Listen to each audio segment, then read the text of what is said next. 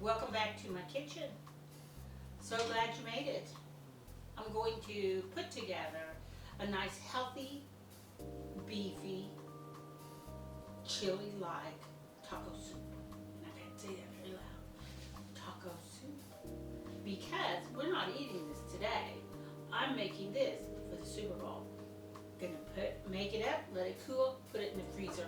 On Super Bowl Sunday, the night before, I will take it out of the freezer, let it thaw, put it in the slow cooker the next morning, let it heat through, and serve it up with chips, slices of avocado, some purple onion, some sour cream, and let them have at it. But if they hear taco soup, here they come, and I will have that for Super Bowl Sunday. So this is one of my favorite recipes, but this is one we really have to be mindful of our salt, because I am using canned vegetables, and I'm not one on big canned vegetables because of the sodium. So you just have to mind your salt on it, keep track, and I use a low sodium or no sodium beef broth to help it have more beefy flavor. And I also have one secret ingredient I'm going to hold out to almost the end. So hang in there with me so you can find out what my secret ingredient is to make over the top taco soup / taco chili.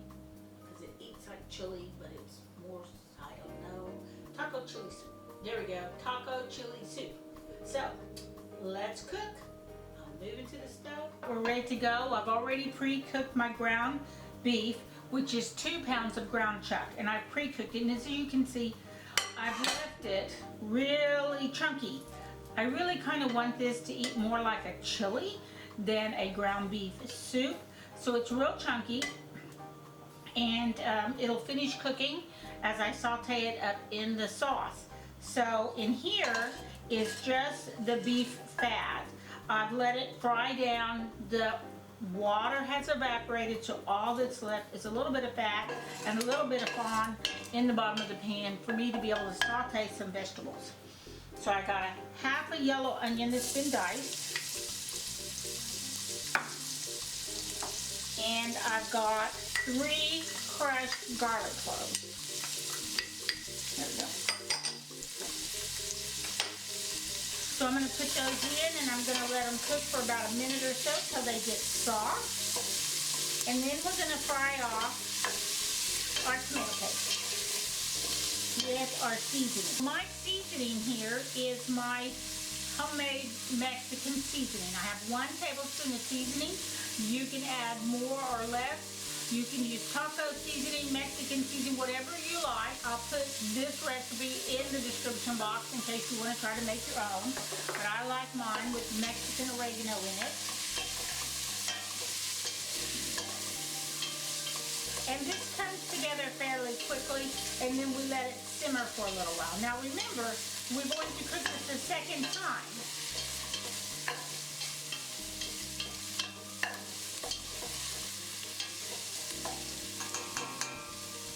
So next goes in is my tomato paste. And I have a 6-ounce can, 6-ounce can, can you see that okay? A 6-ounce can of tomato paste, and I use the whole can. And we need to fry that up good. So it starts making a fond on the bottom of the pan. It also starts turning a little rusty.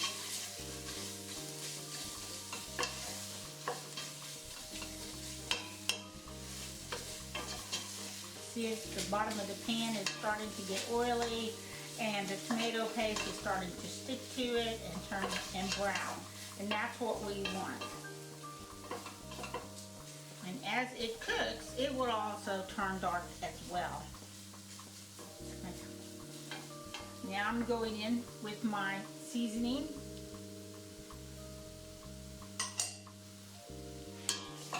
And I'm just gonna, oh my gosh, that smells so good. Let that brown a little bit. Let those seasoning bloom. Smells so good already. And now I'm going to put my ground chuck back in, stir it into the tomato paste, and the onions and the seasoning and let it brown up a little bit more.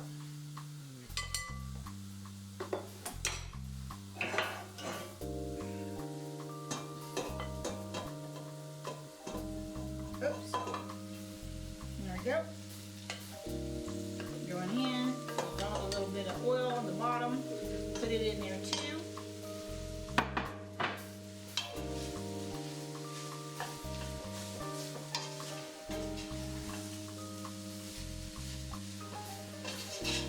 Stir it around and let it cook down a little bit. But I don't want to break up my meat too much, so I gotta be careful. I'm gonna roll my spoon around and turn it over. Roll my spoon around and turn it over. None of this chopping stuff.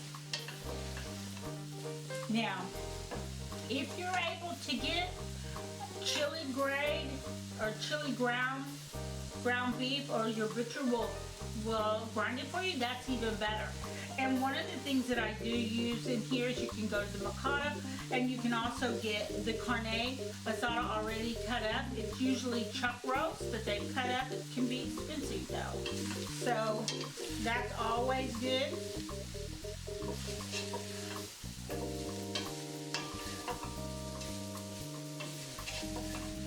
And see, we're getting a good fond build up on the bottom of our pan, and that's what we want.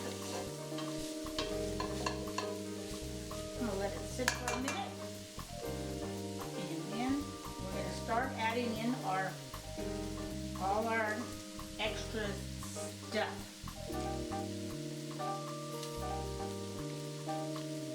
Now this doesn't have to cook very long. Once we get all the bits and pieces put in here, we can let it go for 30-40 minutes, let it simmer well, and then turn it off and let it cool. The flavors will still mingle overnight. While they're cooling, they sit overnight, then I'll put it in the freezer tomorrow. I just get me a big gallon Ziploc freezer style bag, and I put it in that. Sometimes I double bag it so to make sure I protect it well, and then it goes into the freezer. And it'll be there until we're ready for it on Super Bowl.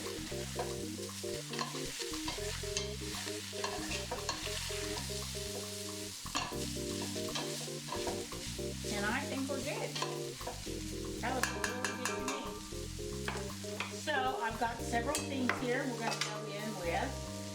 And this is our petite diced tomatoes. And I have 1 can, juice and all. I've got 2 cans diced tomatoes with green chilies. I'm going to stir this up really well.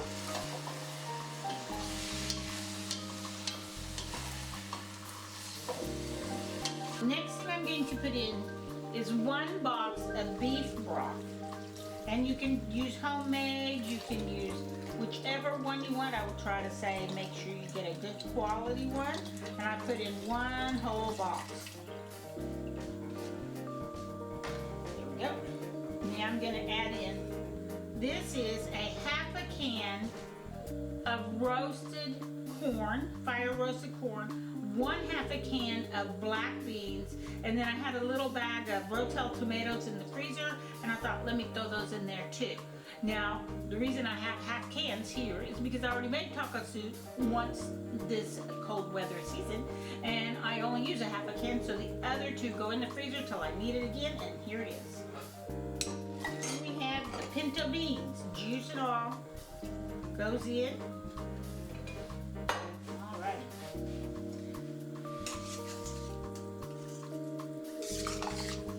Now, like I said, I'm not going to add any salt to this. I might add a little black pepper at the end when I want to taste it and see how it tastes. But so far, that looks perfect. Okay, now comes the secret ingredient.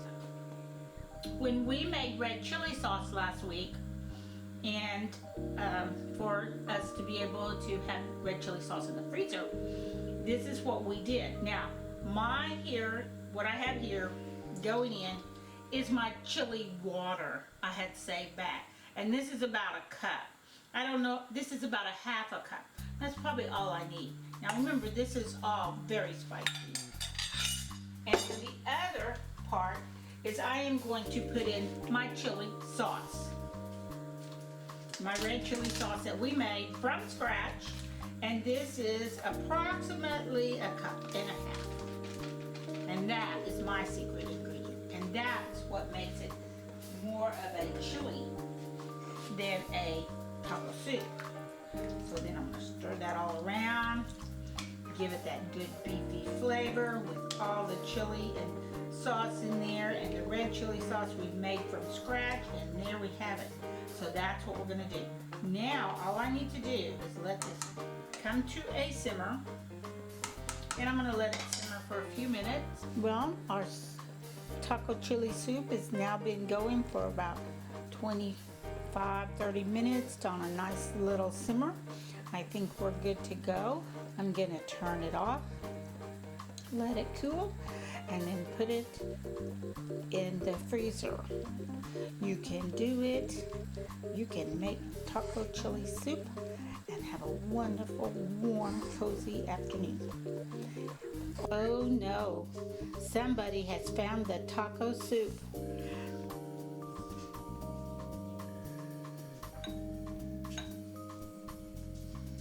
Yeah, I think they'll enjoy it anyway. We probably have plenty to go around.